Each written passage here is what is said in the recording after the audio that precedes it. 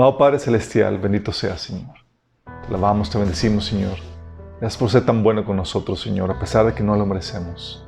Gracias por tu gran amor, Padre. Señor, queremos venir delante de ti en el nombre de Jesús, Señor, pedirte que tú hables por medio de mí, Señor, que pongas claridad en mis pensamientos, que el mensaje de aquí se distribuya con claridad, con el poder de tu Espíritu Santo, Señor, y que toque nuestros corazones y nos cambie, Señor. Nuestro Padre, perdona todo lo que está por venir, Señor. Te lo pedimos en el nombre de Jesús. Ok, ¿por qué vamos a ver la era de las iglesias? Ok, estamos viendo ya de forma ordenada toda la cronología escatológica, toda la cronología profética, ¿se acuerdan? Y ahorita estamos en la etapa donde estamos en el paréntesis, que es el paréntesis de la iglesia, ¿se acuerdan? Antes de que suceda el rapto y suceda todo lo demás que vamos a ver más adelante. Ok, entonces esta sesión y la siguiente que vamos a hablar de la iglesia y también la que sigue, porque vamos a hablar, después de cerramos la era de la iglesia con el rapto, ¿sí? Entonces vamos a ver detalles del rapto que van a estar muy, muy, muy padres. Ahí sí, ya. Entonces estas tres sesiones son las más importantes para nosotros porque, en teoría, las restantes no las vamos a ver.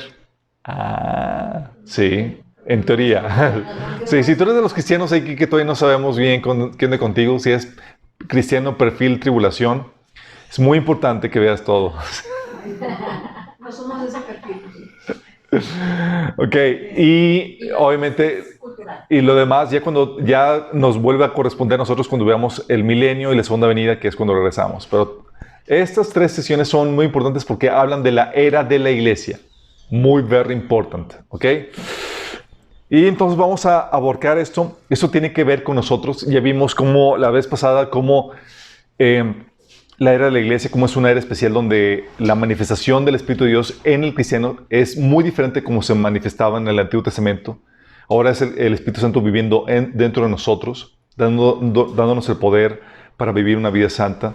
También habíamos hablado que Dios había constituido un pueblo de los judíos y los gentiles, había hecho uno que es la nueva iglesia. Y que por medio de la iglesia Dios iba a revelar sus misterios a los gentiles, a Dios y a las potestades espirituales, imagínense.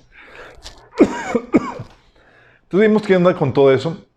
Vimos que somos el cuerpo de Cristo, la extensión de Cristo, que vamos a gobernar juntamente con Él. Y vimos las diferencias entre el pueblo de Israel y la iglesia. Muy importante. ¿Sí? No somos el pueblo de Israel, somos dentro del pueblo de Israel, somos un subgrupo que son los que van a gobernar al pueblo de Israel y al resto de las naciones. ¿Ok? Entonces, tenemos privilegios, porque, ¿se acuerdan? Habíamos visto todas las bendiciones que tiene el pueblo de Israel. Y dices, qué padre que es el pueblo de Israel. No sabes lo que quieres. Sí. Nosotros vamos a ser la crema innata, la élite gobernante sobre todas las naciones y vamos a estar por encima de todas ellas gobernando. Qué padre. Y todas las bendiciones prometidas al pueblo de Israel van a hacerse realidad por medio de nosotros. Es muy importante que aprendamos eso. Ok. Terminamos la sesión pasada con la idea, con la perspectiva sobria de que el final de la era de la iglesia no termina bien, ¿se acuerdan? No termina con un gran avivamiento. Termina con una decadencia del cristianismo, donde el cristianismo se va a estar caracterizado por falsos maestros, gente no renovada, o sea, gente que profesa el cristianismo porque realmente no ha nacido de nuevo, y por un sistema religioso pseudo-cristiano que va a perseguir a los verdaderos creyentes, lo cual ya lo hemos visto a partir de la Inquisición y demás, pero estamos a punto de verlo todavía aún más. Vamos a ver la era de la iglesia, las iglesias de Apocalipsis, porque, chicos, tiene varios propósitos el ver las iglesias de Apocalipsis. Ya me imagino que todos aquí han leído el libro de Apocalipsis.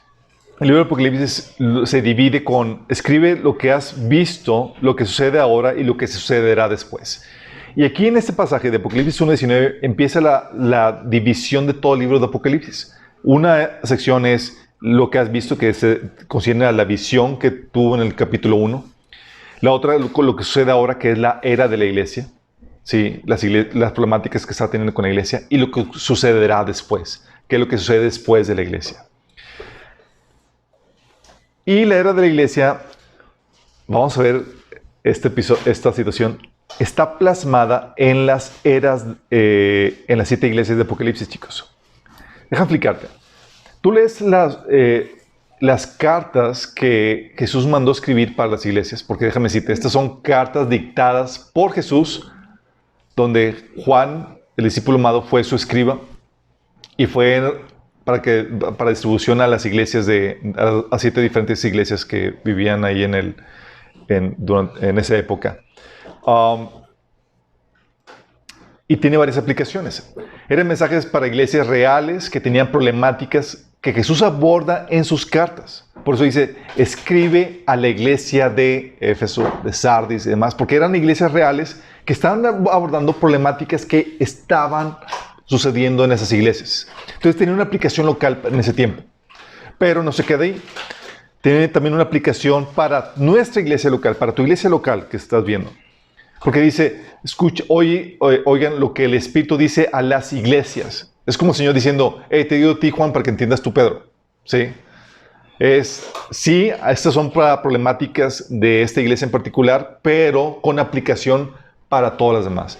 Y por eso las iglesias a través de los siglos se han podido identificar con alguna de estas o encontrar factores que dentro de estas 7 iglesias que Jesús que se escriben en Apocalipsis. Entonces tiene una aplicación para la iglesia local, pero también tiene una aplicación para nivel personal. Porque dice, el que tenga oído. ¿Quién tiene oído? Cada uno de ustedes tiene oído. Entonces tiene una aplicación individual, por eso, una aplicación personal, por eso dice, el que tenga oído, oiga. Pero no se queda ahí solamente. Tiene también una aplicación profética. ¿Por qué? Tiene un cumplimiento profético en el sentido de que su orden, la orden en que están puestas las 7 iglesias, muestra el desarrollo histórico de la iglesia a través de estos siglos. ¿Sí? Muestra el desarrollo de la iglesia a través de la historia hasta nuestros días.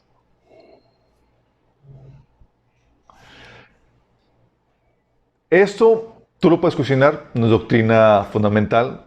Eres salvo si no lo crees, no hay problema por eso. Pero te lo dejo sobre la mesa para que lo analices. A ti te toca hacer la tarea. Acuérdate que todo lo que vemos aquí tú tienes que analizarlo y cuestionarlo y corroborarlo.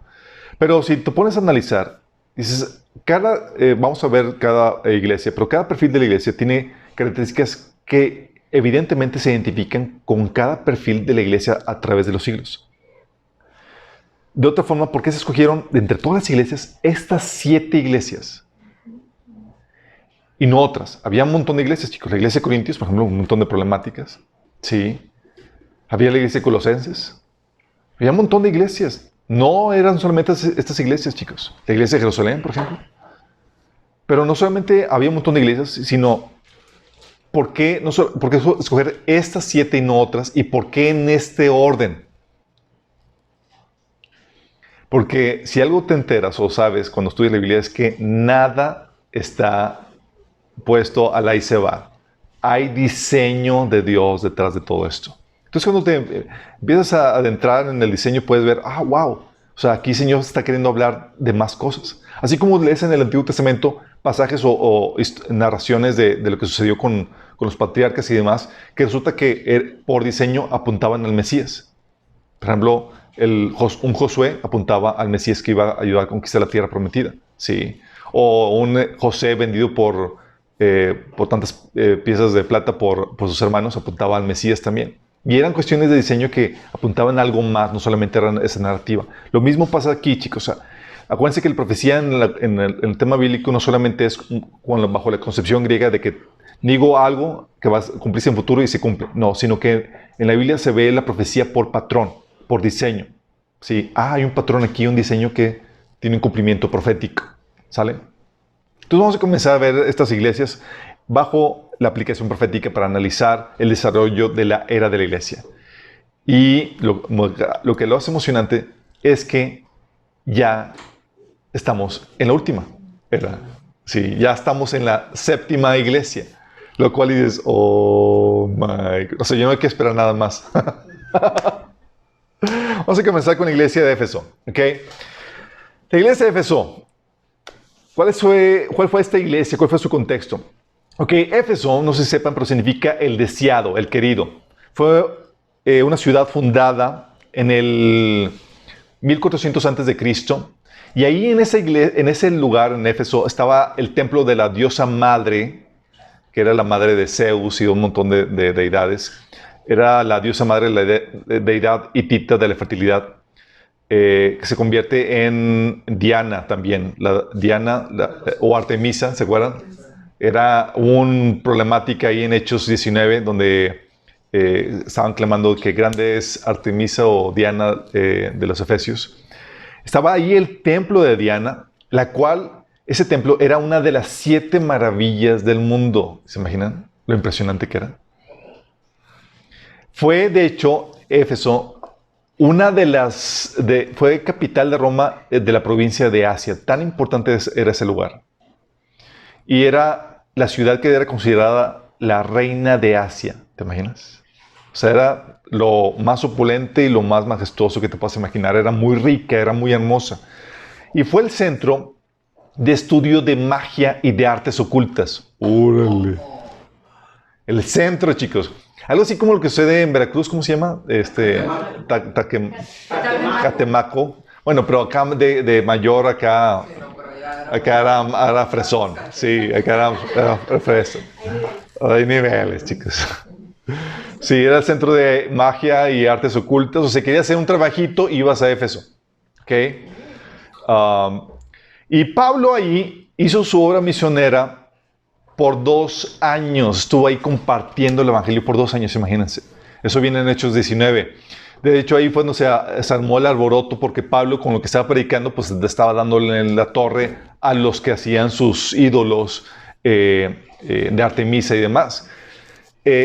Tal punto fue la obra de Dios y tan fuerte, aunque era el centro de estudio de magia y de artes ocultas, Dios lo convirtió en el centro misionero de Asia. Fíjate la obra de Dios tan maravillosa. Dices, wow, o sea, dices, aquí ni uno se va a convertir, está lleno de plagados, de ocultismo, y dices, ¿cómo que no? Órale. Y se convierte en el centro misionero de toda Asia. ¿Cuántas veces te has dado por vencido a alguna persona que dice, no, hombre, este ni va a escuchar el evangelio, ni va a aceptar ni nada, y le compartes y nada, que fue el más sensible? Dices, un Éfeso, chicos, era un Éfeso, sí. Entonces se convirtió en el centro misionero de Asia y se dice que Timoteo fue el primer obispo de esa iglesia. 1 Timoteo 1:3, cuando las cartas de Pablo a Timoteo, era Timoteo pastoreando la iglesia de Éfeso, imagínense. Entonces ves ahí que escribe esta carta a Jesús y comienza con el título que Jesús utiliza para las cartas. Y vas a encontrarte que en todas las cartas Jesús utiliza un título que va acorde a la problemática que se está viviendo en cada iglesia. Dice el título, aquel que tiene las 7 estrellas en la mano derecha, del que camina en medio de los 7 candelabros de oro. Sí, las estrellas hacía referencia a los ángeles de las iglesias, que unos dicen que se refiere a los ángeles asignados a los santos, o se refiere al pastor. Ya saben que vamos a ser angelicalizados cuando resucitemos. Y los candelabros se refiere a las iglesias. Eso lo encuentras en el primer capítulo, donde Jesús empieza a explicar el significado de las estrellas y de los candelabros. Entonces estás hablando Jesús de que Jesús, el que se pasea entre las iglesias, ¿sí? Y que tiene las estrellas en su mano derecha. Y comienza este reporte, estas son cartas muy concisas, muy breves. Se nota que lo escribió un varón. Al grano, chicos. Oh. Así como que va directo al grano, chicos. Nada con que... De hecho, ni tiene saludos para ella nadie. Es como que... Y funciona más como un reporte de cómo estás. Entonces les da una radiografía a cada iglesia de cuál es su condición, cuál es su situación. Y eso es muy importante. Porque sin una radiografía no tendrías una forma de saber que vas bien o que hay algo mal que tengas que corregir. Y Jesús nos da esas radiografías. Muchas veces esas radiografías vienen por las personas menos deseadas. Está pasado. Que dan feedback, pero no de forma agradable y por parte de tu enemigo. Y Dios utiliza también a tus enemigos para darte esa radiografía. Entonces empieza Jesús con la radiografía, empieza a darle, empieza a mencionar las cosas que aprueba. Y empieza a hablar de la doctrina de servicio y la tolerancia, la intolerancia de los nicolaitas, que es algo bueno que empieza a dar. Empieza a darle lo positivo a esta iglesia. Dice Apocalipsis 2, de 2 al 3. Yo conozco tus obras y tu arduo trabajo y paciencia, y que no puedes soportar a los malos. Y has probado a los que dicen ser apóstoles y no lo son. Y los has hallado mentirosos, y has sufrido, y has tenido paciencia, y has trabajado arduamente por amor a mi nombre, y no has desmayado. ¡Wow! Tú ves eso y dices, voy bien, o sea, me va a dar mi estrellota, ahora al final. Sí. Tenía también como parte de lo que aprueba, en el versículo 6, dice, tienes también que aborreces las obras de los nicolaitas, las cuales yo también aborrezco. Obra de los nicolaitas. Para muchos, esta situación de los nicolaitas, dicen, no saben exactamente, no sabemos con exactitud a qué se refiera. Hay dos teorías que podrían aplicar. Para unos será una palabra no traducida, porque Nico significa gobierno o conquista, y lao, laico. Y podría ser que los líderes de la iglesia estaban usando su autoridad o posición eclesiástica para gobernar sobre los laicos. Podría ser una práctica de enseñorearse malamente sobre los laicos, sobre los miembros de la iglesia. Cosa de la cual Pedro advierte a los pastores. En 1 Pedro 5:3 dice, no abusen de la autoridad que tienen sobre los que están a su cargo, sino guíenlos con su buen ejemplo. Juan 13, del 14 al 16 dice, pues si yo, el Señor y Maestro, les he lavado los pies, también ustedes deben lavarse los pies los unos a los otros. Les he puesto el ejemplo para que hagan lo mismo que yo he hecho con ustedes. Hablando de que el mayor no es para gobernar, no es para enseñorear, es para servir a los demás miembros. Entonces podría ser que estos nicolaitas era una práctica donde los líderes se enseñoreaban sobre los miembros de la iglesia en vez de servirlos. O también podría ser, la otra versión es que los nicolaitas eran un grupo de pseudocristianos que usaban la gracia como pretexto para corromperse y para practicar cualquier pecado. Cosa de la cual hablaba Judas, la carta de Judas. Entonces empieza con una palabra de ánimo de, oye, vas muy bien. Tú escuchas y dices, ya, ahora me saca el 100. Pero luego menciona la cosa que desaprueba. Y aquí, ese famoso versículo de Apocalipsis 2:4, pero tengo contra ti que has dejado tu primer amor. ¡Pum! Tómala. Y le da la exhortación, el siguiente versículo. La siguiente exhortación dice, mira hasta dónde has caído, vuelve a mí y haz las obras que hacías al principio. Si no te arrepientes, vendré a ti y quitaré tu candelabro de su lugar entre las iglesias. De hecho, la iglesia de Éfeso, chicos, ya no está entre nosotros. Eventualmente el candelabro se quitó de ahí. Sí. Y termina con la frase de cierre. El que tenga oídos, que oiga lo que el Espíritu dice a las iglesias. Y vas a encontrar algo interesante en la estructura de las cartas. Todas las cartas tienen este orden. Tiene el nombre de la iglesia, para quién es, el título que Jesús utiliza. Dios utiliza un título para cada iglesia. Menciona las cosas que aprueba, que alaba, las cosas que le preocupan. Termina con una exhortación, la frase de cierre, pero también termina con una promesa para el vencedor. Y dice Apocalipsis 2:6 para esa carta, a todos los que salgan vencedores les daré del fruto del árbol de la vida que está en el paraíso de Dios. Bueno, hay un cambio en la estructura entre las primeras tres cartas, las primeras tres iglesias, las cartas de las primeras tres iglesias y las últimas tres. En donde la promesa, la frase de cierre en las primeras tres cartas aparece antes de la promesa. Y en las últimas tres, aparece después, sospechosamente. Se permiten teorías, chicos. A ver, ¿por qué pudo hacer que el Señor simplemente se le cuatrapeó y, pues me olvidó aquí la frase de cierre? Conociendo al Señor, que todo tiene un diseño, sabes que ahí hay un gato encerrado. Al final les platico qué onda. Bueno, perfil histórico profético de esta iglesia. ¿Cuál iglesia creen que sea esta? No digan que Minas, chicos, porque ya... Somos nosotros. Nos dan pura doctrina. No, a ver, ¿quién?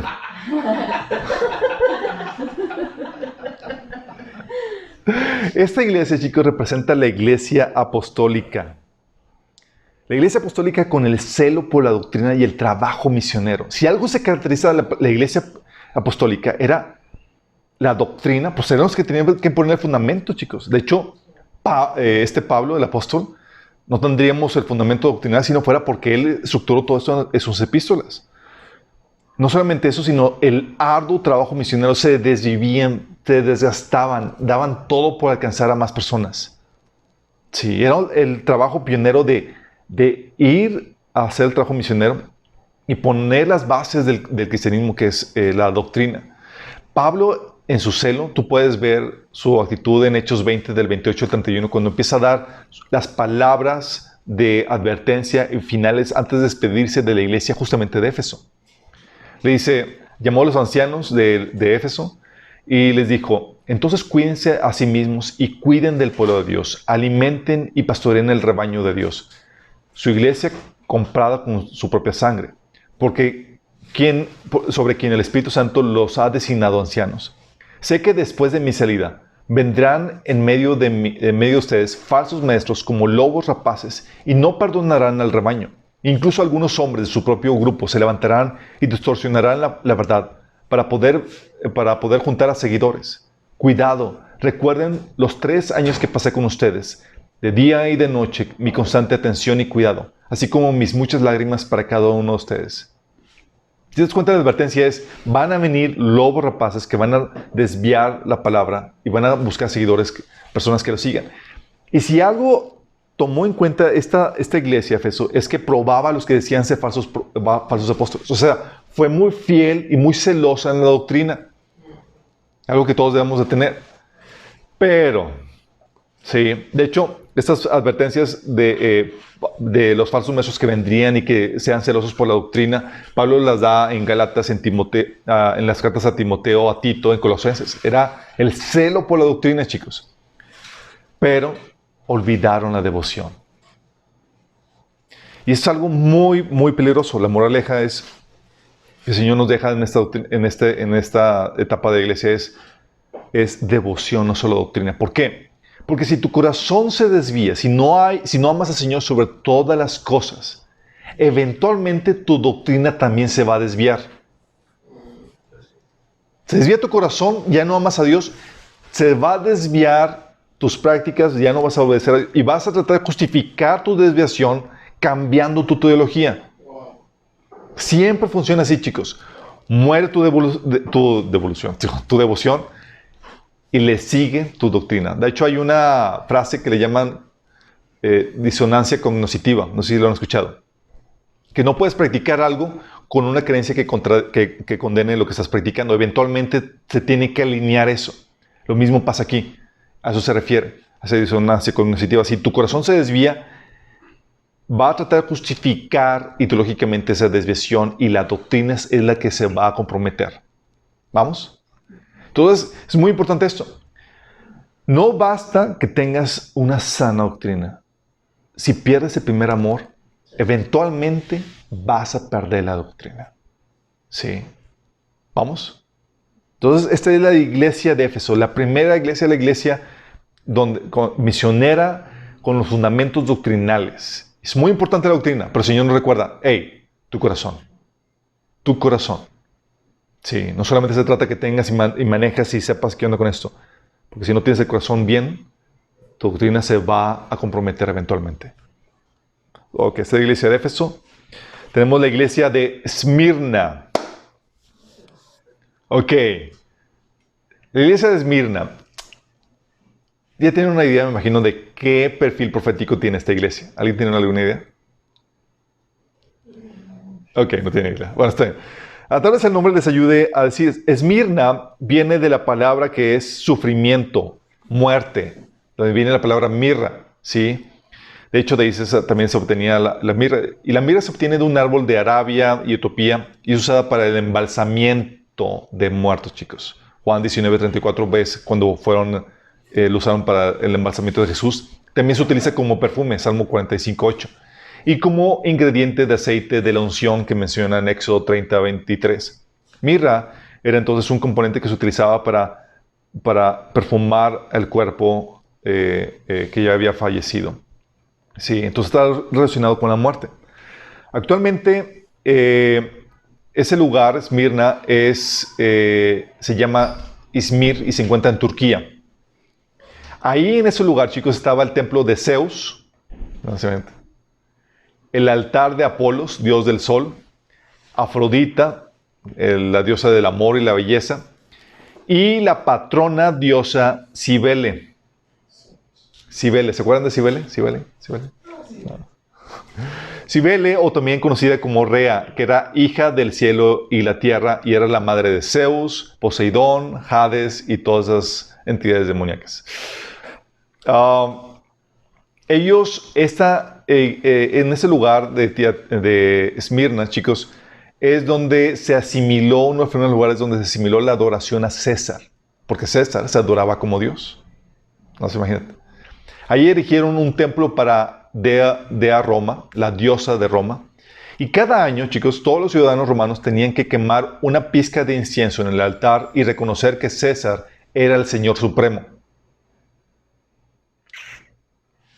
Y a cambio te dan un certificado de que habías hecho eso. Eso significaba graves problemas para ti como cristiano. Sí. Pues tantito, hombre, acabas una pizquita de incienso. Pero todo lo que significaba. Seguramente esa culto César, donde quemaban una pizca de incienso y reconocían que César era el Señor Supremo, era una motivación más que religiosa política. Pues al final se les permitía a las personas adorar a los dioses que quisieran. Sí, era más como fomentar una lealtad por el gobierno. Pero para los cristianos, era una prueba de vida o muerte, esa pizca de incienso. Los cristianos eran muertos en la hoguera o comidos por las bestias en la arena por no estar dispuestos a quemar esa pizca a César. Por no reconocer que César era el Señor Supremo. Porque ya tenemos nosotros un Señor Supremo. Y no hay ningún Supremo sobre él. ¿Te imaginas la situación tan compleja? Entonces tenías ahí una situación donde, por política, por situación, se te invita a que hagas ese tipo de culto a César. ¿Tú querías como cristiano? Qué heavy, ¿no? Yo me cambio de ciudad. ¿Qué dices?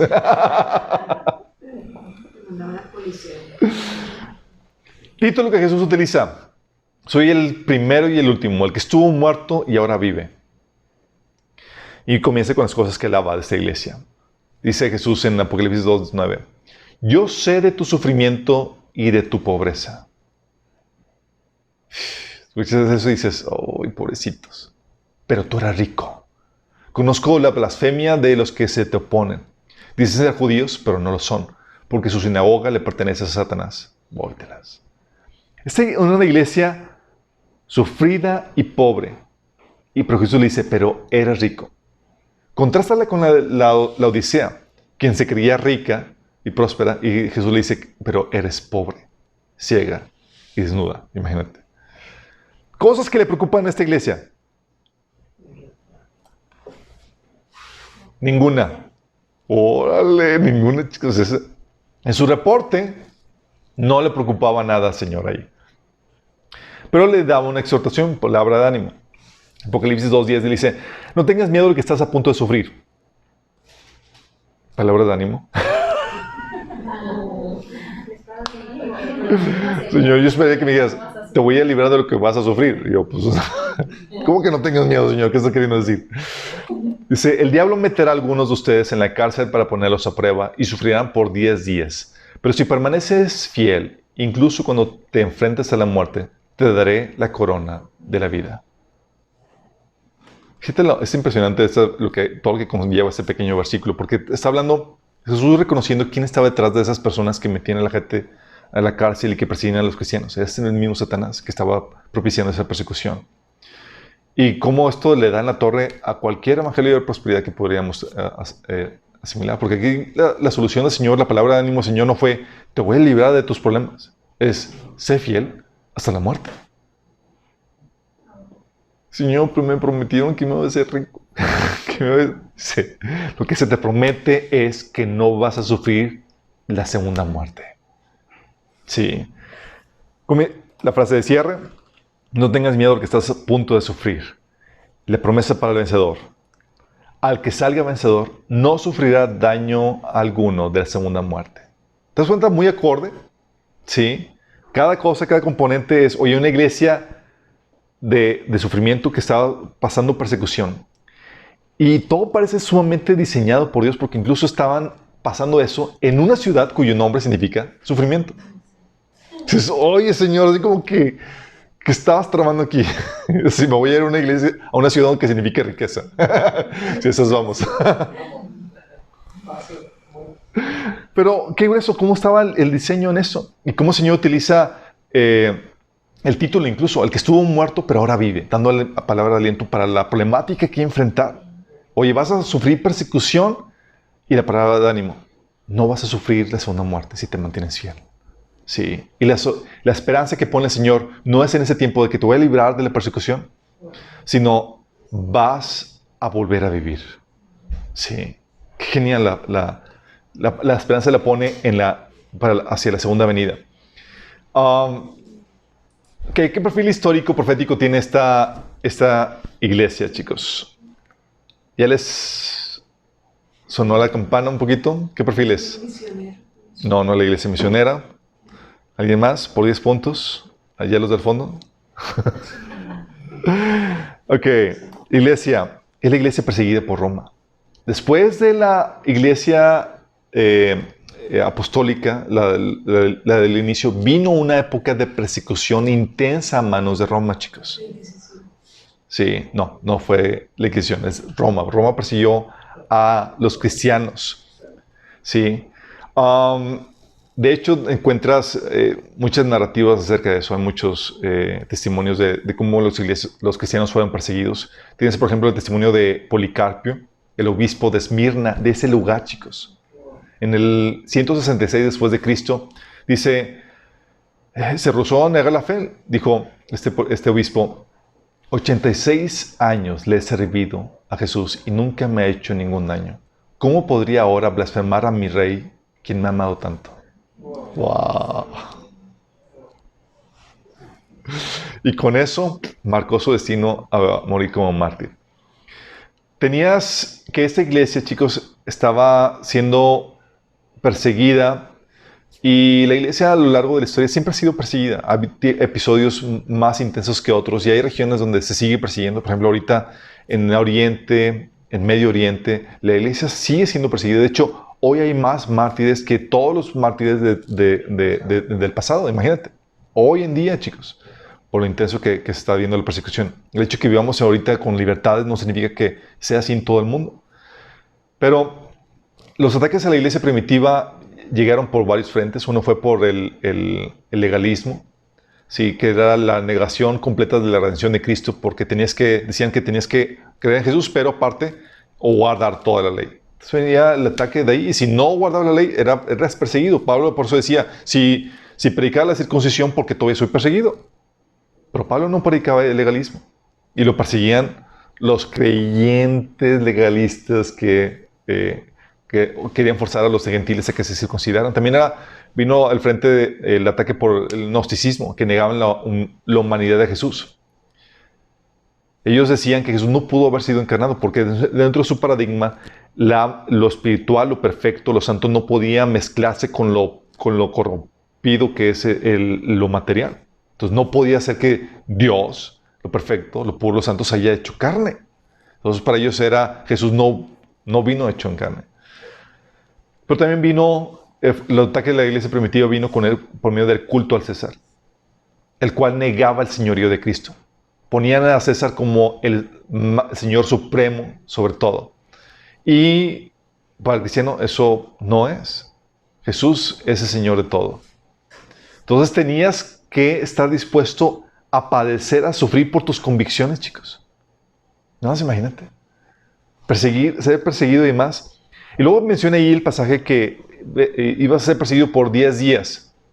Interesantemente, esto se relaciona con el periodo de persecución por parte de Roma, porque los historiadores lo dividen en, ¿cuánto crees? En 10 episodios, en 10 épocas.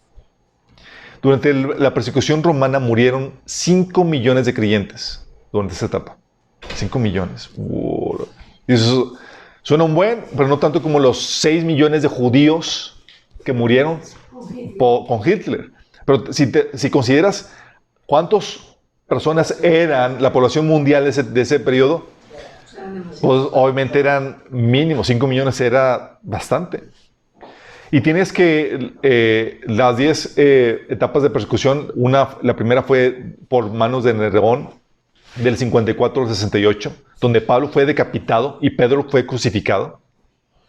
La segunda la tienes del 95 al 96 por Domiciano, donde Juan fue exiliado. ¿Sí? También tienes la tercera etapa del 104 al 117, donde fue la persecución a manos de Trajano, donde Ignacio fue quemado en la higuera. Acuérdense que Ignacio fue uno de los discípulos de los apóstoles. Del 161 al 180 fue la persecución a manos de Marco Aurelio. Ahí, durante ese periodo, Policarpio fue martirizado. La quinta etapa fue del 200 al 211 por Séptimo Severo, donde Irineo fue asesinado. La sexta del 235 al 237, donde a manos de Maximino, y donde fue muerto Úrsula e Hipólito, también mártires cristianos. La séptima fue del 249 al 251 a manos de Decio.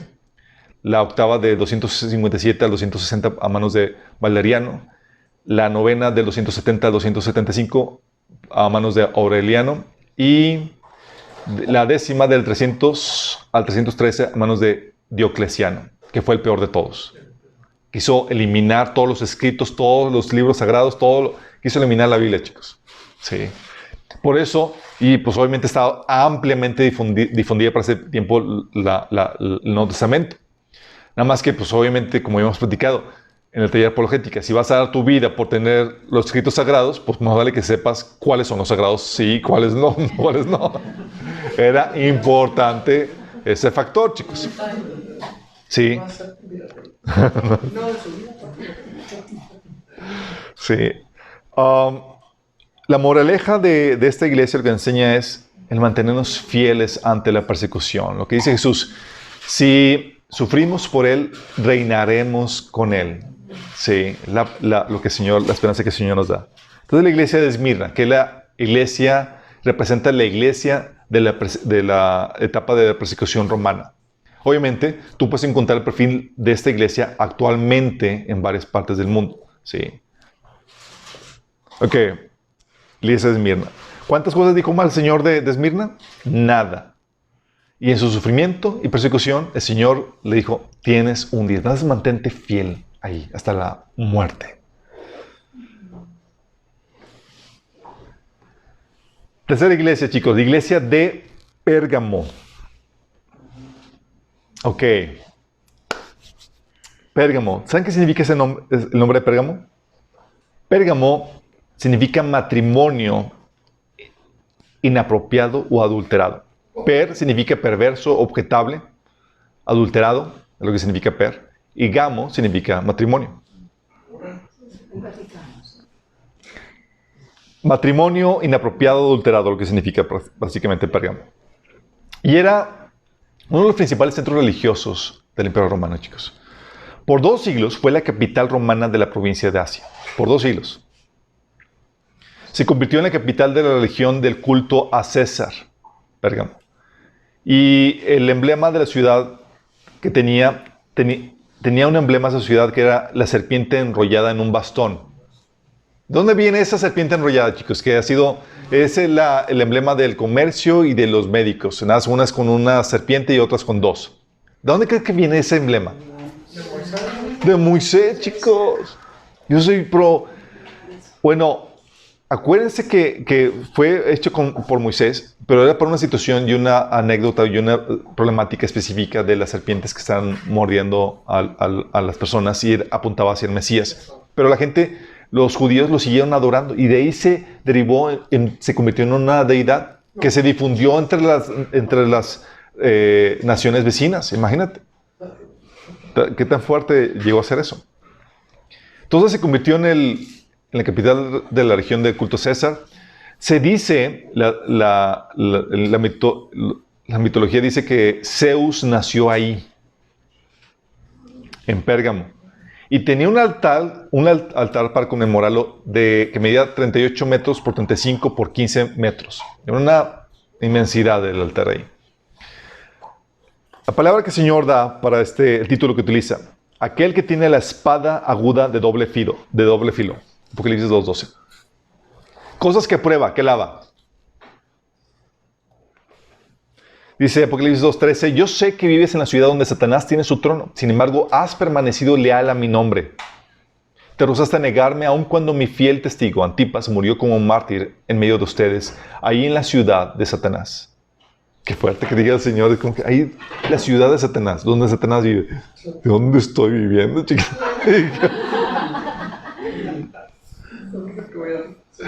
Pero fíjate lo grueso del asunto. Aquí el Señor le dice, huye de ahí porque Satanás habita ahí. No, el Señor los mantiene ahí. Mi poder es superior al de Satanás.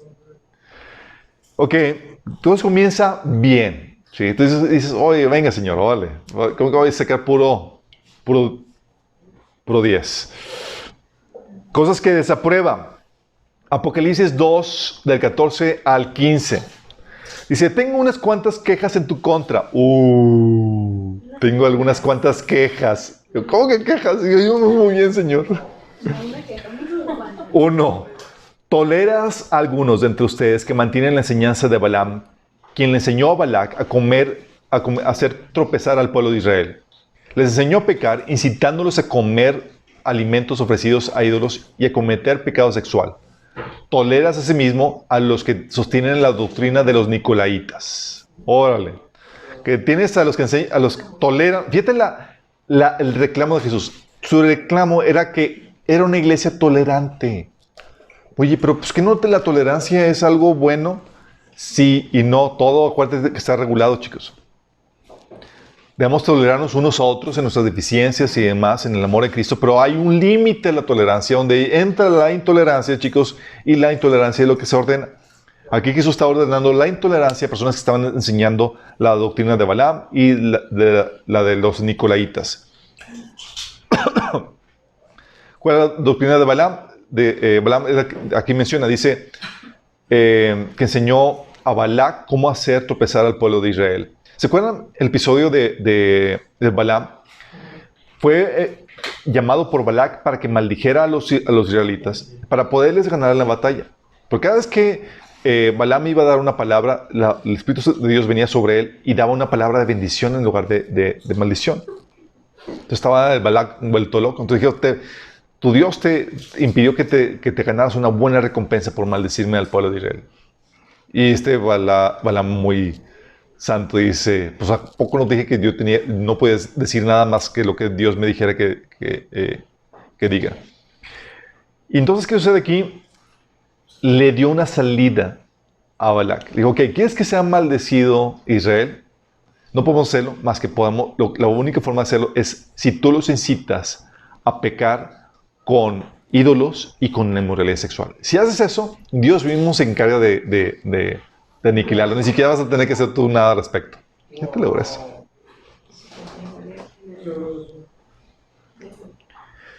La exhortación, chicos, arrepiéntete de tu pecado, o del contrario, vendré a ti y de repente pelearé contra ellos con la espada de mi boca. ¿Te imaginas el Señor peleando contra algunos miembros de la iglesia? ¡Qué miedo! Y hablando de la espada de la boca, fíjate cómo está hablando de cómo utiliza el título como relevante para cómo va a tratar a la iglesia. Y la frase de cierre, el que tenga oídos para oír, oiga lo que el Espíritu dice a las iglesias, promesa para el vencedor. Al que salga vencedor le daré del maná escondido y le daré también una piedrecita blanca en el que está escrito un nombre nuevo que solo conoce el que lo recibe. Y algunos se me han preguntado, ¿qué onda con una piedrecita blanca? ¿Por qué una piedrecita blanca? ¿O por qué da una piedrecita blanca con un nombre? ¿Saben por qué? No saben por qué. Un nuevo nombre. Esa piedrecita va a tener un nuevo nombre. Sí. Estábamos durmiendo con mi esposa el otro día que decimos que iba a aparecer su nombre Damaris sin acento. Y ese es su nuevo nombre.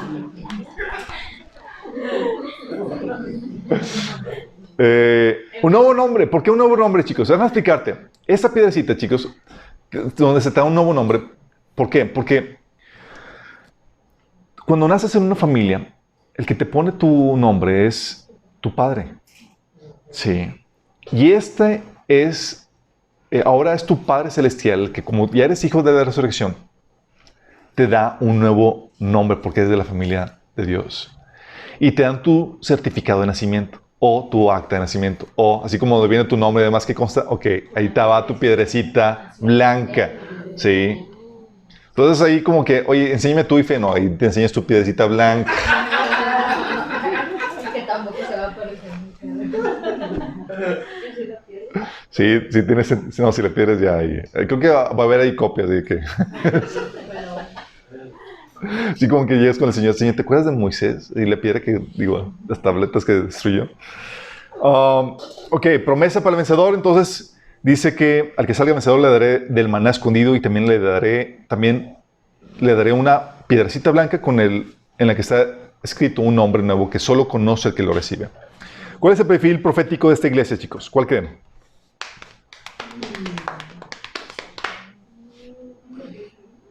Perfil histórico, profético. La iglesia que se casa con el mundo, la iglesia imperial, chicos, la iglesia que Constantino abraza y la une con el imperio romano. Sí, es la iglesia que se casa con el mundo. Justamente el nombre tiene que ver con eso. Pérgamo, el matrimonio adulterado, chicos. Y todo comenzó con Constantino. En el año 325 después de Cristo, Constantino, ya después de haber vencido una batalla porque vio la señal de la cruz ahí, dio el edicto de tolerancia. Y el edicto de tolerancia tenía muy buenos puntos. Hasta ahí iba todo muy bien, porque proclamó libertad de religión. Los ministros cristianos ahora iban a ser exentos de impuestos. Que dicen, publicó también una amonestación a todos para que se hicieran cristianos. Era una amonestación. Oigan, chicos, háganse cristianos. Es la fe verdadera. Para el año 330, Constantino mueve la capital del imperio a Bizancio y le convierte en Constantinopla. Según esto, era porque ya no aguantaba con la idolatría, con la situación tan mal de Roma. Lo que hizo Constantino tuvo avances muy buenos. Acabó con la lucha de gladiadores. La película. Sí, acabó con eso. Redujo los abortos. Había abortos, sí, había abortos, chicos. A los niños, acuérdense que había la prostitución religiosa, sí, por los cultos que daban a sus dioses. Y pues obviamente los niños, todo eso, pues tenían que, los deshacían. Entonces redujo los abortos, abolió la crucifixión, anuló los edictos de Diocleciano, que proclamaba la persecución contra los cristianos, y se convirtió, aquí viene el punto, Constantino se convirtió en la cabeza de la iglesia. Vóytelas. Sí, muchas cosas buenas, ahí está, ahí lo malo. Avanzó a los cristianos también a los altos mandos del imperio, chicos. Eres pastor, eres ministro, eres cristiano, órale. Vamos a ponerte entre la crema y nata. Sí. Y declaró el domingo como el día de adoración y de descanso y redujo la esclavitud. Hasta ahí parece, oye, pues está muy bien. Pues oye, a José lo pusieron también en eminencia y demás.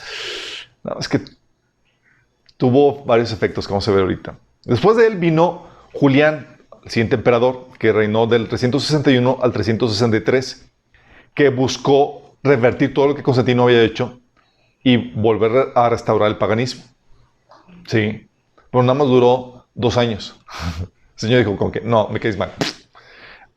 Y después vino Joiano, que él restableció la religión cristiana. Él gobernó del 363 al 364, un año.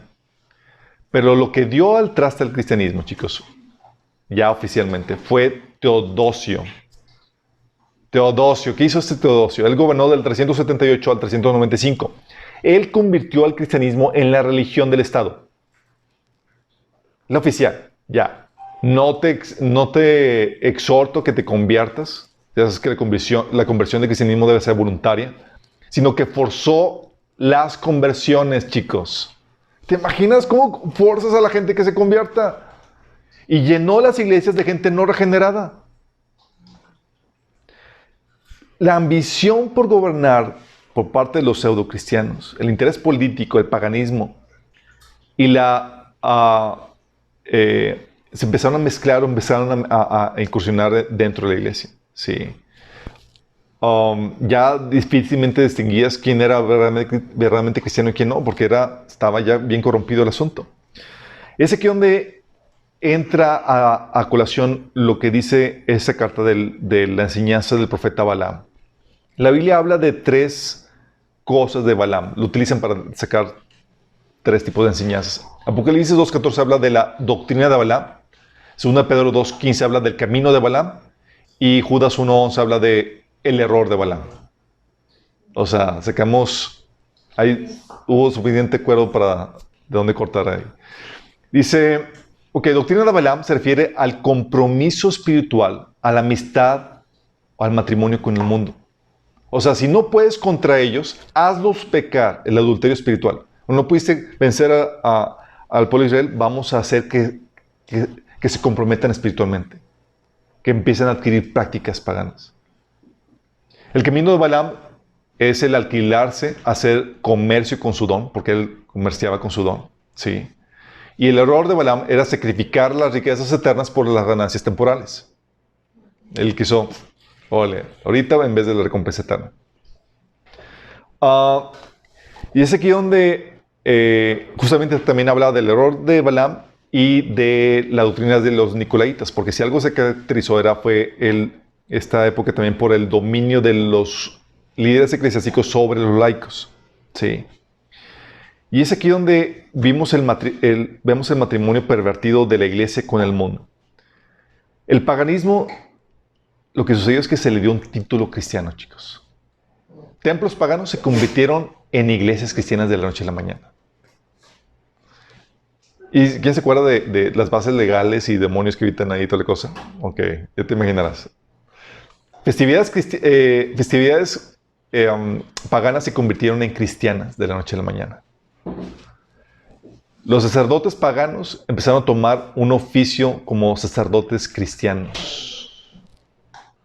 El oficio de sacerdote, chicos, sí se manejaba en el Antiguo Testamento, pero también como se manejaba con los paganos. Los líderes religiosos se llamaban sacerdotes.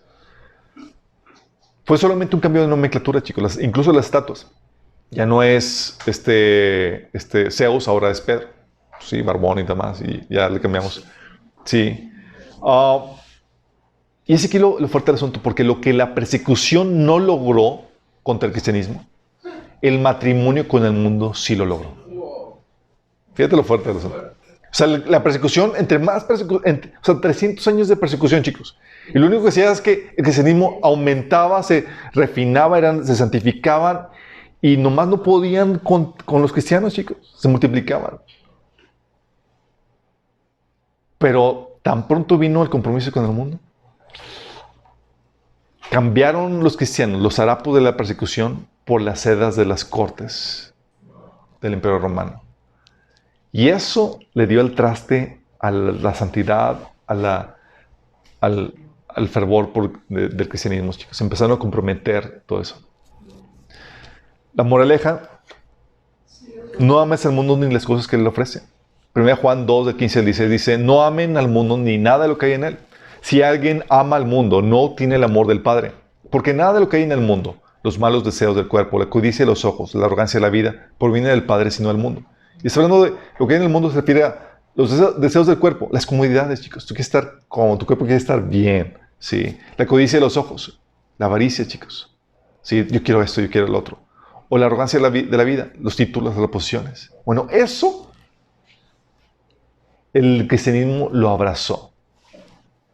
Ya si tú eras cristiano, ya ser líder cristiano no era como lo era Pedro, que decía que los apóstoles estamos puestos como los últimos en el desfile.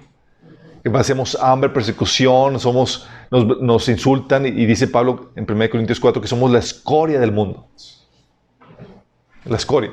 Ya ser líder ya no es a la modalidad de Pablo. Ahora eres bien vestido, tienes privilegios, tienes estatus, tienes posición.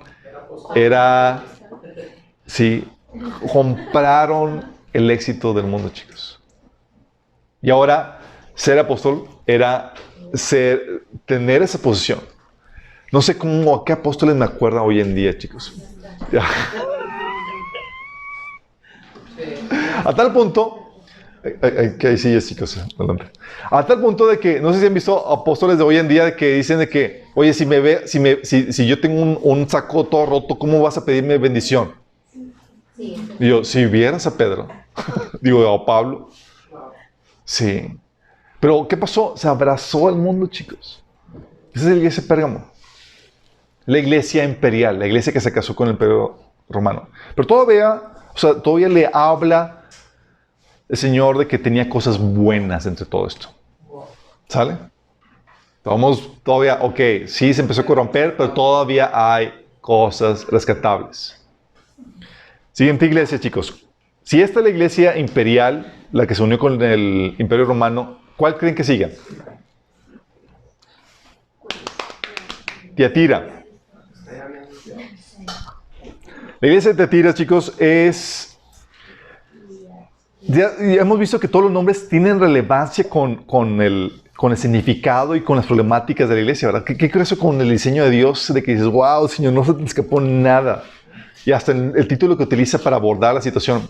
La iglesia pasada, Jesús escogió la espada que divide. Hay una santa división. No puedes mezclarte entre el mundo con la iglesia. Sí. Y ahora tenemos la iglesia de Tiatira. Aquí el nombre significa hija. Dices, pues Tiatira, hija. Pues, ¿qué significa? Y tal vez no tenga relevancia el nombre de hija, pero el nombre anterior sí tiene mucha relevancia. ¿Sabes qué significa? ¿Cómo se llamaba antes de que se llamaba Tiatira esta ciudad? Semiramis. ¿Alguien se acuerda quién es Semiramis? La mamá de Nimrod. La mamá de Nimrod, chicos. Según la leyenda de Babilonia, Nimrod se casó con Semiramis, que era según eso, la mujer era de lo peor. Sí, era una prostituta y demás, bruja. Y se embarazó de Nimrod. Y esta señora mata a Nimrod. Lo mata y divulga de que ahora estaba embarazada de Nimrod. Bien loca. Bien loca, exactamente. Sí. Y lo que hacían, chicos, era que, en señal de luto de la muerte de Nimrod, quemaban un pedazo de leña, ¿sí? Una noche del 24, y el día siguiente de Navidad, de diciembre, porque tiene que ver con la muerte del sol, que simbolizaba Nimrod, con el equinoccio del solar. Y al día siguiente ponían con el nacimiento de Tasmud, lo celebraban sustituyendo el leño con un árbol frondoso que colocaban dentro de la casa y lo adornaban con cosas. Navidad, Navidad.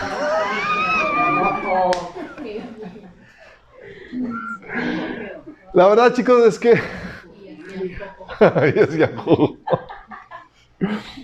esas prácticas, esas celebraciones, chicos, están asociadas con el dios Sol, que muere en el solsticio de invierno y es resucitado conforme los días se hacen más largos. Sí, entonces se debe celebrar con el leño que era quemado y al día siguiente plantado con un árbol cortado que se ponía dentro de la casa y era adornado. Sí, chicos, la Navidad, como se celebra hoy en día, tiene raíces paganas. Eso significa que no debemos de celebrar la Navidad. Miren, ay de ustedes si no me traen mi regalo de Navidad.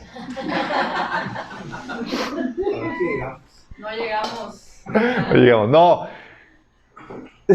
El culto, la celebración, de cual sí tiene orígenes paganos, pero gracias a Dios que se ha cristianizado, ya para nosotros nos sirve como excusa para hablar de Cristo, para celebrar a Cristo. Y mientras que sea el motivo, la Navidad, Cristo, no sea el día que fuera que se celebre, tenemos que aprovechar y tenemos que seguirlo celebrando, chicos. No debemos de dejar que otra vez nos quiten ese día. Porque no, es que hay cristianos que dicen que no hay que celebrar la Navidad porque Jesús no nació ese día. Sabemos que no nació ese día, pero me están dando un motivo para celebrar a Cristo. Y si me lo dan, claro que lo tomo. Sí. Y ahorita el árbol ya perdió ese significado pagano que tiene más. O sea, no estás rindiendo el culto al árbol ni nada. Pero es una oportunidad que tenemos para hablar de nuestro Señor. Pero tenemos que reconocer que Jesús no nació ese día, que ese día tiene origen pagano, porque luego andan cristianos todos traumados porque, por ejemplo, hay un video que se llama Seiges que empiezan a hablar de que el cristianismo viene de fuentes paganas, porque dicen que nació Jesús en Navidad. Y un hermano me dice, oye, brother, es que vi el video de Seiges y resulta que todo lo que hemos creído entonces es de origen pagano.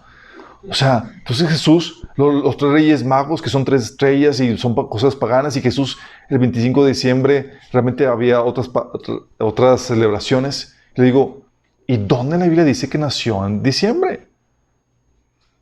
Y que, no, ¿verdad? Si no, de hecho, seguramente por los estudios de otras personas, es que nació por ahí de septiembre. Seguramente la fiesta de Rosh Hashanah, la fiesta de las trompetas. Pero no nació en diciembre. Sí. Pero ustedes ya saben eso, chicos. Ustedes no se lo van a poder decir. Sí, el cristianismo tiene puras fuentes paganas. No, ya saben. Sí, esta celebración en particular se cristianizó del paganismo y ahorita la aprovechamos y nadie nos la quita. Sin nada de que Xmas, no, Christmas. ¿Sale? Sí, y celebran, ¿no? Así como, no, felices fiestas, no, feliz Navidad. Y Cristo te bendiga. Ole. El título que utiliza Jesús: del Hijo de Dios, el que tiene los ojos como llamas de fuego y los pies como bronce pulido. ¿Se acuerdan de... alguien me lo puso ahí, Capitán Marvel? Los ojos y demás. Ya, alguien, gracias por los comentarios que pusieron en el video, chicos. Ya, ese era el nombre. Ponen los ojos. Eso es, lo que ves en las películas de superhéroes y demás, mucho es una vil copia de lo que la Biblia menciona, chicos. Sí, tal cual. Es como que, Jesús se copió. No. Hay el original y hay la copia, chicos. Hay el Cristo y hay el falso Cristo, chicos. Sí. Hay que distinguir los originales. Empieza con las cosas que aprueba. Dice Apocalipsis 2:19. He visto tu amor y tu fe, tu servicio y tu paciencia con perseverancia. Y veo tu constancia y tu constante mejoría en todas las cosas. En todas estas cosas. Entonces, su amor, fe, servicio, paciencia y perseverancia. Muy bien, sí. Pero luego en su reporte tiene las cosas que desaprueba, las que le preocupan. Apocalipsis 2:20 dice, pero tengo una queja contra ti. Permites que esa mujer, esa Jezabel, que se llama a sí misma profetisa, lleve a mis siervos por mal camino. Ella les enseña a cometer pecado sexual y a comer alimentos ofrecidos a los ídolos. Ahí tenemos a una Jezabel, chicos. ¿Se acuerdan de Jezabel? En el Antiguo Testamento fue esposa del famoso rey Acán. Acab, ándale, Acán. Digo Acab. El rey Acab, un rey sumiso, manso y mandilón para con la esposa de Jezabel, chicos. Y Jezabel fue la que introdujo el culto a Baal en el reino del norte y la que patrocinaba a todos los sacerdotes. Pero no solamente patrocinaba el culto a Baal, sino que también, ¿se acuerdan? Se metía en prácticas de abuso de gobierno. ¿Se acuerdan de el viñedo de Nabot? Oye, llega acá todo llorando. Es que no me quiso vender el viñedo, Nabot. Dice, ¿qué? ¿Cómo que no? A ver, venga, duerme acá mi vivito. Y va y mata al tipo y se queda con la propiedad. Utilizando el sello del rey, manda a los ancianos de Israel para que den falso testimonio en contra de Nabot y matan lo asesinan y se queda con la propiedad. Fíjate la referencia. Es muy importante porque tiene que ver con el perfil histórico de esta iglesia. ¿Sale? Entonces la exhortación está bien heavy.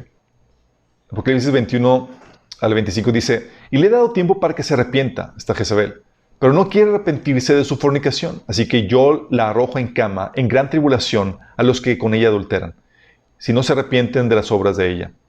Y a sus hijos heriré de muerte. ¿Quién dijo esto? Jesús. Jesús hiriendo a sus hijos de muerte. Así tenemos la imagen de Jesús, un Jesús pusilánime que no mata ni una mosca. Cuidado con esas imágenes. Dice, heriré, y a sus hijos heriré de muerte, y todas las iglesias sabrán que yo soy el que escudriña la mente y el corazón, y os daré a cada uno según vuestras obras. Luego continúa el versículo 24. Pero también tengo un mensaje para el resto de ustedes en Tiatira, los que no han seguido esa falsa enseñanza, verdades profundas, como a ellos le llaman, que en realidad son profundidades de Satanás. No les pediré nada más, solo que retengan con firmeza lo que tienen hasta que yo venga. Ok, esta es la exhortación de Jesús. Promesa para el vencedor, chicos. Aquí cambia el orden. No, todavía no lo cambia. Promesa para el vencedor. Es a todos los que salgan vencedores y me obedezcan hasta el final, les daré autoridad sobre todas las naciones. Gobernarán las naciones con vara de hierro y las harán pedazos como si fueran ollas de barro. Tendrán la misma autoridad que yo recibí de mi Padre y también les daré la estrella de la mañana. Aquí sí ya cambia el orden de la promesa. Da la promesa y luego termina con la frase: el que tenga oídos que oiga lo que el Espíritu dice a las iglesias. Ok, entonces al que vence le va a dar autoridad sobre las naciones y las va a gobernar con vara de hierro. Esta promesa, chicos, es una referencia ¿a qué pasaje? ¿Alguien sabe? Es un salmo, sí, Salmo 2, que es un salmo que es para el Mesías. Y aquí Jesús está diciendo, hey, ¿eso qué es para mí? Es para mi iglesia. Sí. Para que veas lo privilegiado que somos, chicos. ¿Cuál es el perfil histórico?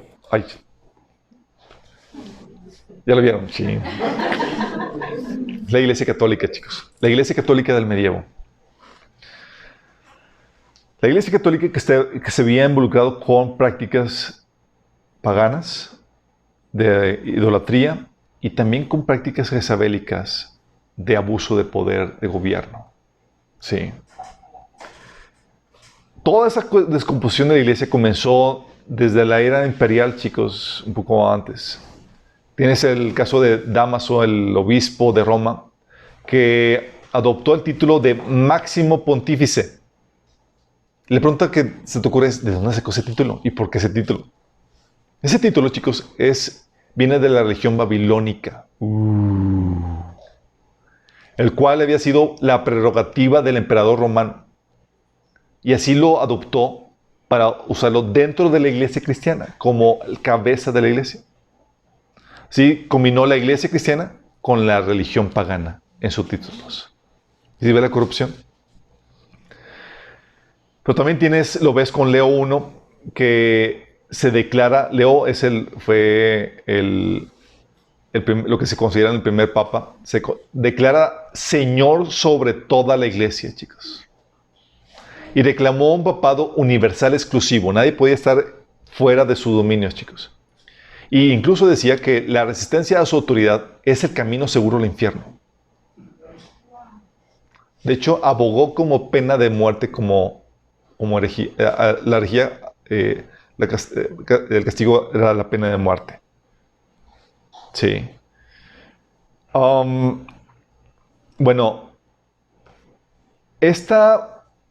ese que donde ves que encaja muy bien el perfil de la iglesia de Tiatira, porque tienes el personaje de Jezabel que enseñaba idolatría y el abuso de autoridad. Tú ves a Jezabel, como habíamos visto, de lo que hacían. Y lo que sucede es que tienes a esta iglesia que empieza a perseguir a los santos por intereses terrenales, chicos. A los verdaderos creyentes, a los que deciden no someterse a las desviaciones de la iglesia. Y era que si no decides someterte a la doctrina de la iglesia, a las desviaciones de la iglesia, eras perseguido y eras catalogado como hereje. De hecho, una de las cosas que se utilizó era la Santa Inquisición, que se acopla muy bien a las prácticas de Jezabel, chicos. ¿Qué decía Jezabel? Testigos falsos que se levantaban en contra tuya y se quedaban con tus terrenos, con tus bienes. ¿Sabes qué hacía la Santa Inquisición? Cualquiera persona te podía acusar, te mandaban a morir, y de tus propiedades se dividían la mitad para la iglesia y la mitad para el gobierno. Tal cual. Qué buen negocio, ¿verdad? Pero que eso fue evolucionando, chicos. Comenzó con Dámaso León I, como les comenté, Nicolás I, que fue el papa más grande desde Gregorio I.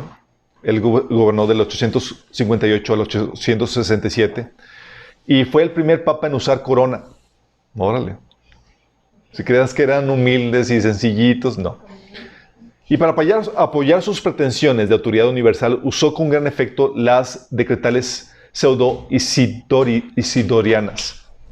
Libro que apareció en el año 857 y contenía documentos que pretendían ser cartas y decretos de obispos y concilios del siglo II y III.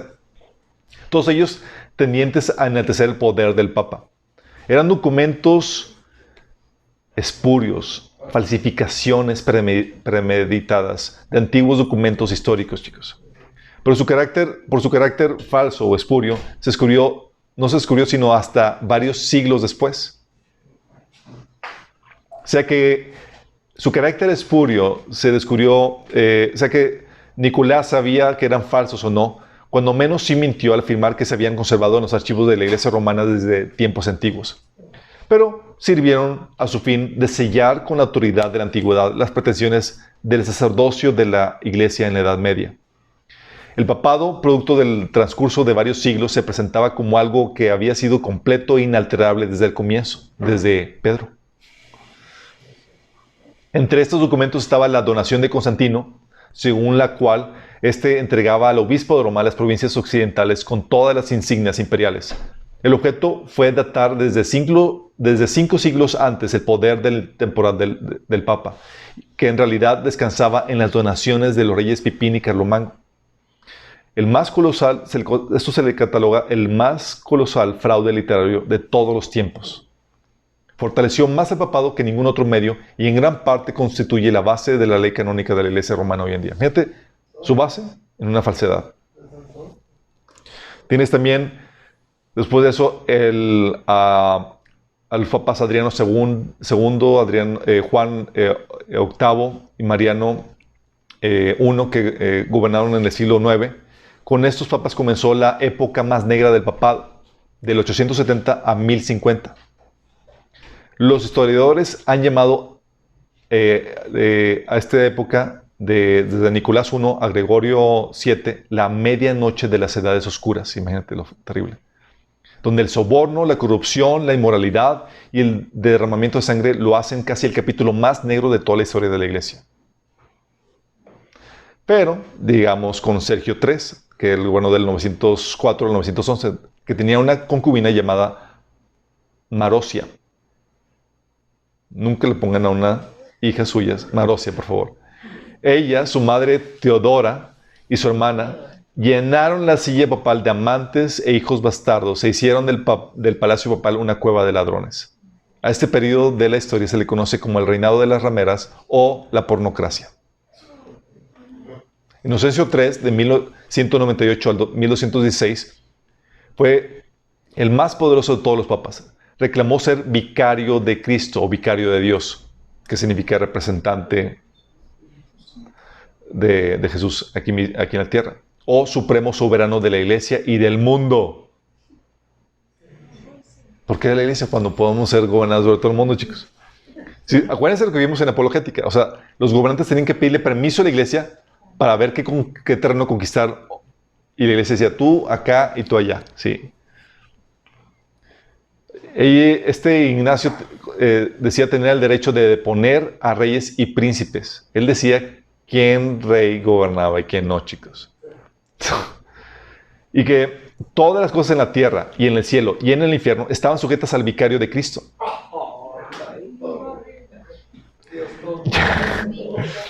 Llevó a la iglesia al dominio supremo del Estado. Aquí es donde la iglesia gobernaba campante sobre todo gobierno terrenal, chicos. Condenó la Carta Magna de Libertades de Inglaterra. Prohibió la lectura de la Biblia en el idioma del pueblo. Ordenó el exterminio de todo hereje. Instituyó la Inquisición, llamada el Santo Oficio, que fue perfeccionada por su sucesor. Ordenó la matanza de los albígenes.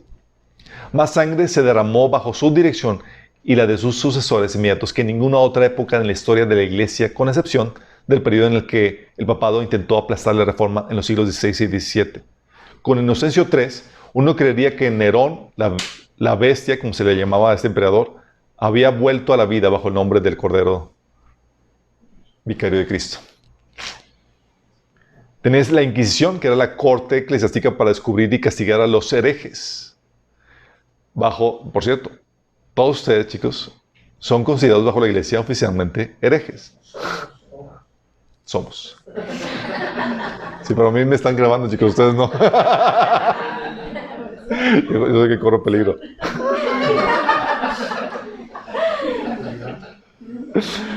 Imagínate, cualquier sospechoso podía ser torturado sin saber el nombre de su acusador. El proceso era secreto. El inquisidor pronunciaba sentencia y la víctima era entregada a la autoridad civil para ser encarcelada de por vida o para ser quemada. Los bienes de la víctima se confiscaban y se repartían entre la iglesia y el Estado. Ya ven que sabe él aquí. En el periodo inmediato después de Inocencio III, la Inquisición hizo esta obra más mortífera en el sur de Francia, aun cuando hizo grandes multitudes de víctimas en España, Italia, Alemania y los Países Bajos. Más tarde, la Inquisición fue el arma principal del intento papal para sofocar la reforma. Se dice que en los 30 años de 1540 fue la institución, bajo esta... fue la institución que exigía, es lo que se utilizaba para exigir informantes para acusar a los herejes, chicos. Todo estaba ligado, así como la Gestapo, pero bajo la Inquisición. Déjame checar. Se dice que en los 30 años, de 1540 a 1570, no menos de 900,000 protestantes fueron muertos en la guerra de exterminio del Papa contra los valdenses. 900,000 protestantes. A los hombres se les descuartizaba, se les secaban los ojos, se les enterraban agujas en los ojos, chicos, se les empalaban. Y a las mujeres también, porque no se respetó a ancianos ni a niños. Imagínate, monjes y sacerdotes dirigiendo con crueldad implacable y saña brutal la obra de torturar y quemar vivos a hombres y mujeres inocentes y haciéndolo en el nombre de Cristo, por mandato directo del vicario de Cristo. La Inquisición es la cosa más infame de toda la historia. Fue inventada por los papas y usada por ellos durante 500 años para mantener su poder. Ninguno de los posteriores santos e infalibles papas han dado excusa o satisfacción alguna por ella. Ni siquiera han retribuido o han compensado los daños que causaron, chicos. Eso era la Inquisición, pero aparte de eso le añades los jesuitas, que fue la contestación de Roma a la sucesión luterana, que también estuvieron trabajando en la Inquisición. De hecho, la Inquisición fue dirigida por los jesuitas con la Reforma. Y fue la orden fundada por el español Ignacio de Loyola sobre el principio de la obediencia absoluta e incondicional al Papa, con el objeto de recobrar el territorio perdido ante los protestantes y los maometanos, y la conquista del mundo entero para la Iglesia Católica. La gente era todo para la Iglesia Católica. Su blanco supremo era la destrucción de la herejía, el pensar cualquier cosa diferente de lo que el Papa mandara pensar, en pocas palabras. Para cuyo logro todo era justificable, el engaño, la inmoralidad, el vicio y aún el asesinato. Su lema era para la mayor gloria de Dios. Sus medios, las escuelas, buscando especialmente los hijos de clases dominantes y tratando en todas ellas alcanzar el dominio absoluto del alumno.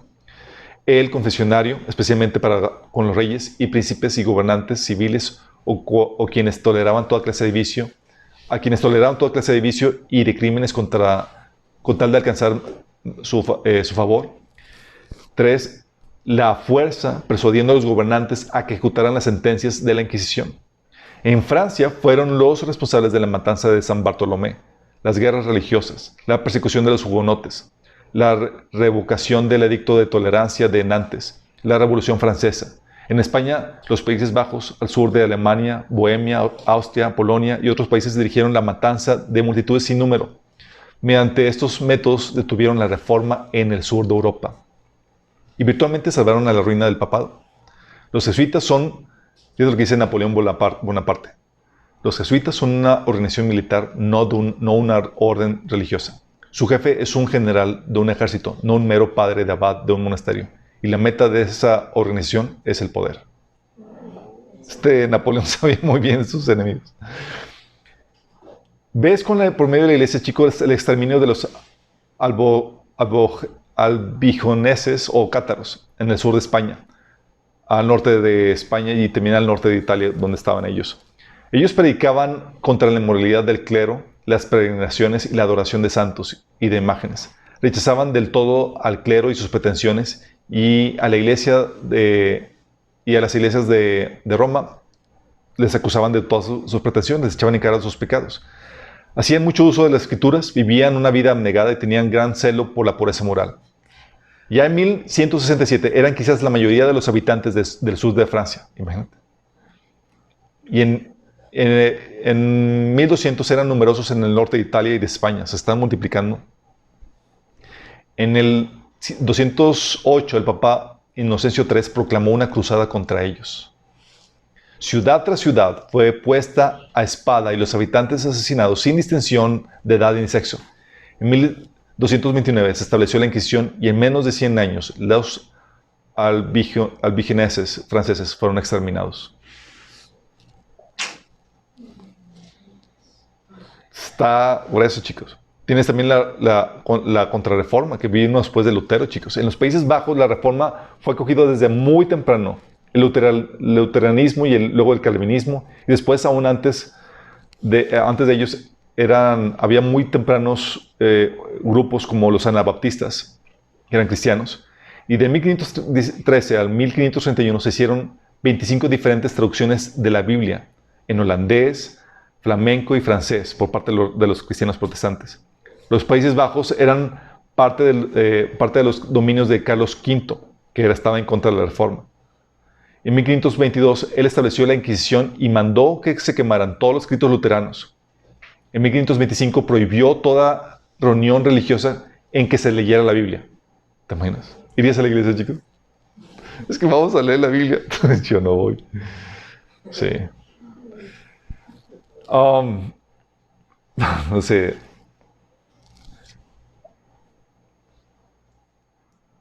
Se prohibía, imagínate, ir a una reunión religiosa donde se leyera la Biblia. Era pena de muerte. En 1546 prohibió imprimir o poseer la Biblia, ya sea Vulgata o cualquier traducción. Carlos V. Sí. Qué bueno que le hicieron chocolate. En 1565 decretó la muerte por fuego para los anabaptistas. Felipe II, sucesor de Carlos V, ratificó los edictos de su padre y con la ayuda de los jesuitas llevó adelante la persecución con aún mayor furia. Por una sola sentencia de la Inquisición, la población entera fue condenada a muerte y, bajo Carlos V y Felipe II, más de 100,000 fueron masacrados con crueldad increíble. Algunos eran encadenados a una estaca cerca del fuego y asados lentamente hasta morir. Otros eran arrojados a mazmorras, azotados y torturados en el potro antes de ser quemados vivos. No sé si han visto el Museo de Torturas de la Inquisición. Cosa terrible, chicos. Sí. Después de años de resistencia bajo crueldades inauditas, los protestantes de los Países Bajos se unieron bajo la dirección de Guillermo Orange y en 1572 comenzaron la Gran Rebelión. Después de increíbles padecimientos, ganaron en 1609 su independencia y Holanda al norte se hizo protestante. Bélgica al sur se hizo católica romana. Sí. Tienes también la guerra de los hugonotes. Ya en 1520 las enseñanzas de Lutero habían penetrado a Francia y pronto siguieron las de Calvino. En 1559 había cerca de 400,000 protestantes. se les llamaba hugonotes. Su sincera piedad y vidas puras formaban parte notable formaban un contraste contra las vidas escandalosas del clero romano. En 1557 el Papa ordenó su exterminio. ¿Eras hugonote? Bye contigo. El rey decretó que se les masacrara y mandó que todo súbdito leal ayudara a cazarlos. Los jesuitas recorrían Francia persuadiendo a los fieles a que levantaran armas para su destrucción.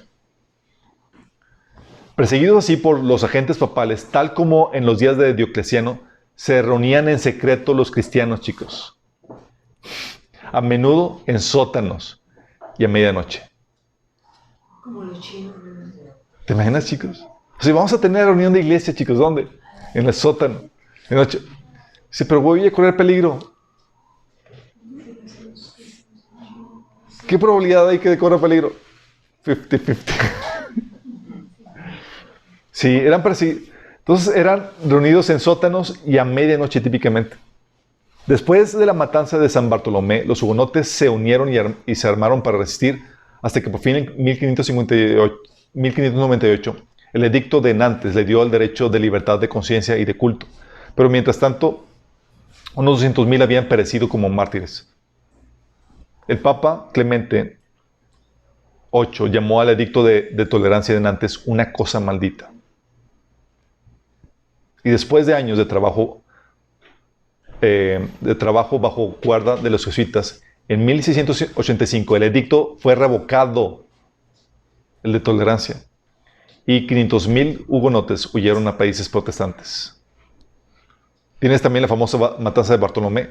Catalina de Medici, madre del rey ardiente romanista y complaciente del Papa, dio la orden de matanza contra los cristianos protestantes o hugonotes. Fue la noche del 24 de agosto del 572 y fueron masacrados 70,000 hugonotes, incluso la mayor parte de los dirigentes. Hubo grandes regocijos en Roma por esa matanza. El Papa y su colegio de cardenales fueron en solemne procesión a la iglesia de San Marcos y se cantó Te Deum en acción de gracias. El Papa también hizo acuñar una medalla en conmemoración de la masacre y envió a París a un cardenal con las felicitaciones del Papa y de los cardenales para el rey y la reina madre. Francia estaba a un pelo de hacerse realmente protestante, pero la noche de San Bartolomé, Francia asesinó al protestantismo. En 1792 vino sobre Francia una protesta de otra clase, que fue la Revolución Francesa, que también, así como parte como juicio de Dios. En Bohemia, en 1600, de los 4 millones de habitantes, el 80% era protestante, imagínate. Cuando terminaron la obra, los jesuitas, solamente quedaron 80,000 y todos católicos romanos. En Austria y Hungría, más de la mitad de la población se había hecho protestante. Bajo los Habsburgo y los jesuitas, todos fueron muertos. En Polonia, a finales del siglo XVI, parecía que el romanismo estaba a punto de desaparecer del todo. Pero aquí también los jesuitas mataron la reforma mediante la persecución. En Inglaterra, María la Sanguinaria hizo un intento resuelto de restablecer el romanismo. Y bajo ella padecieron el martirio muchos protestantes, entre ellos Latimer, Riddler, Cranmer. Ella prohibió la Biblia y estas fueron movidas de las iglesias, imagínate. La impresión de la Biblia fue parada y prohibida bajo pena capital. William Tyndale fue ejecutado por traducir la Biblia al inglés en ese tiempo. Bajo la reina Isabel I se permitió nuevamente la libertad y la iglesia anglicana se restableció en la forma en que ha seguido hasta ahora. Hay películas que hablan de este periodo, están muy interesantes, chicos. En pocas palabras, la iglesia católica ha sido responsable de muerte de millones de personas. Sí. En la historia de la Inquisición por Canon Lorente, quien fue secretario de la Inquisición en Madrid de entre 1790 a 1792, tuvo acceso a los archivos de los tribunales y estimó que tan solo en España el número de condenados sobrepasó 3 millones, con 300,000 casos de condenados a morir quemados. Más cristianos, chicos, han muerto en manos de la Iglesia Católica que en manos de los emperadores romanos. La Iglesia todavía retiene dogmas que le permiten a un papa realizar estas horribles prácticas de persecución y tortura. y todavía mantiene las maldiciones y los edictos que nos condenan a nosotros como cristianos evangélicos como herejes, dignos de perseguir por la Iglesia Católica. Y aún así, a pesar de que todo está vigente, el 29 de marzo de 1994, un grupo de 40 protestantes o representantes de ambas iglesias, protestantes y católicos, firmaron un acuerdo que se titula Evangélicos y Católicos Juntos, la misión cristiana en el tercer milenio. Ecumenismo, ¿no? Entre los evangélicos tenías a Pat Robertson, Charles Colson, John White, sí, Mark Knoll, Richard Mao, Larry Lewis, Jesse Miranda, Bill Wright, de Campus Crusade, Dr. Os Guinness, Dr. G.A. Packer. Y el propósito del dicho documento era buscar una plataforma común para tratar problemas sociales. Déjame decirte que en asuntos sociales, cristianos y evangélicos y católicos podemos unir porque tenemos una agenda pro vida, antiaborto, libertad religiosa en ese sentido. Pero en temas de evangelismo, como decía Pablo acerca de los israelitas, por causa de los patriarcas, ellos son amados. Por causa del evangelio, son enemigos. Sí, lo mismo pasa aquí. Entonces, los temas principales presentados en el documento eran, sin embargo, no solamente sociales, sino el evangelismo, la libertad religiosa y los problemas, así como los problemas sociales. El documento consistía de unas 28 páginas y estaba dividido en 7 partes. La primera era una introducción temática. En ella confirmó que había cerca de 170 millones de cristianos en el mundo, de los cuales, 1.700 millones de cristianos en el mundo, de los cuales 1.000 millones eran católicos romanos y otros 300 millones eran evangélicos protestantes. O sea, poniéndolos todos en el mismo, somos de los mismos, chicos. A pesar de que los dos estuvieran creciendo, existían conflictos entre ellos y esto afectaba su testimonio como cristianos en el mundo. Está diciendo que no había conflictos entre cristianos y católicos, chicos. Y continúan diciendo, somos llamados y estamos decididos a explorar formas de trabajar y evangelizar juntos para que la única misión de Cristo avance. Y es aquí donde la estrategia de la Iglesia Católica, bien usada, es que somos de los mismos. Tú no evangelices a los católicos porque somos de los mismos. ¿Sí? O sea, no mantengamos así. De hecho, si tú tratas de convertir a un católico, se te ve mal porque eres de los fundamentalistas. ¿Sí? De hecho, con todo este background, la Iglesia Católica, el 21 de mayo del 95, pidió perdón por todos los males y crímenes cometidos y permitidos por la Iglesia Católica a través de la historia. Obviamente, una cosa es pedir perdón y otra cosa es empezar a reembolsar todas las cosas que hizo. Sí, no hubo ninguna destitución. Y en este pasaje, esta iglesia, chicos, hace referencia a que si no se arrepentían, la carta dice que te voy a aventar en gran tribulación. Entonces tienes que aquí empieza a cambiar, chicos, el orden de la frase de cierre y la promesa del vencedor. Como que dando a entender que, Señor, que aquí hay una iglesia, aquí empieza a haber un cambio en las iglesias. Y muy bien puede ser que a partir de aquí en adelante son el tipo de iglesias que van a estar vigentes cuando Cristo venga. Y aquí menciona, aplicando el sentido profético, esta iglesia es la que pasa por la tribulación. Como dice, si no te arrepientes, te voy a aventar en gran tribulación, como dice aquí el pasaje. Sí. Pero si te das cuenta del perfil, cómo se va cumpliendo Pérgamo, Tiatira, Esmirna, Éfeso, todos tienen que ver con este perfil profético, chicos, y va encajando a la perfección. Bueno, decimos, oye, la Iglesia Católica, sí, muy mal toda la cosa. ¿Cuál creen que siga? La protestante. De la Iglesia Católica, aquí, este perfil profético, Jesús todavía dice algo bueno. Vamos a ver la siguiente sesión. Cuando vemos la Iglesia protestante, no dice nada bueno.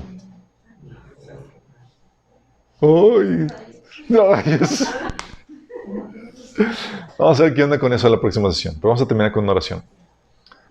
Amado Padre Celestial, te damos gracias, Señor, porque tú nos llevas por esa travesía donde vemos el desarrollo de la iglesia, Padre. Señor, y tú nos llamas a aplicar esto en nuestras vidas personales y también en nuestras vidas locales, Señor. Señor, y tú no te preocupas por pisar callos, tú pisas callos de todo, Señor. La iglesia de Éfeso, aunque sea la inicial, la que puso los fundamentos, tú llamabas la atención, Señor, por haber dejado el primer amor, Padre.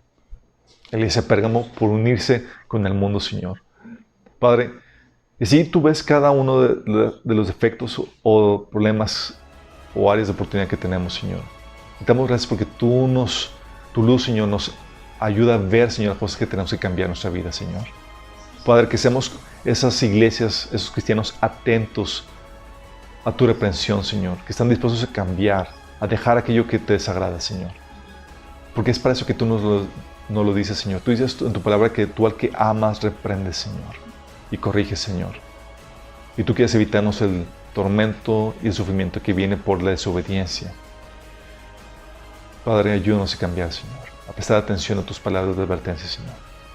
Que seamos ese tipo de iglesia que no tienes nada malo que decirle, Señor. En nombre de Jesús. Amén.